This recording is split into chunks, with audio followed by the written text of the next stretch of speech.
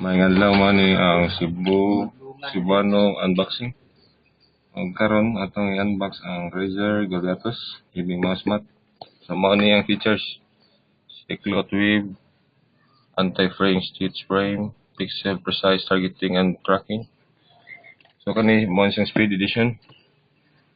So ang speed edition mo na pang kuan ni siya, nindot ni siya pang wala pang Counter Strike na FPS. Paspas siya ka kuan ba. Dali ra siya ang sensitivity paspas. So at po sa control edition man na pang StarCraft. Pag kanang mga general sing ana mo siya gibiton. So mo ni sila ang mga player ani kuan ni testimony. Mo ni si Olga o si Avex sa speed edition na control, si Mondragon ba ni? Mondragon o si Rotterdam. So mo ni siya ang kuan ato yan ba.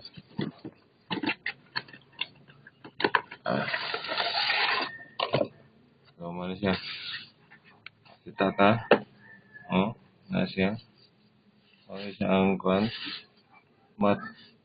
Ano siyang design. Ano logo sa kuan. Nindot ni siya pang Counter Strike. Dali ra, precise ra.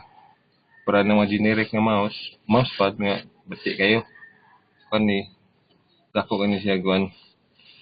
Dako kani matabang sa player sa counter. So kani mapalit ni siya karon mga 600 siguro ni. Higher. So nice lamot lang mag-less. Gipalit ni nako sa SM sa PC Quick Buys. So, mano to ang unboxing na to ni.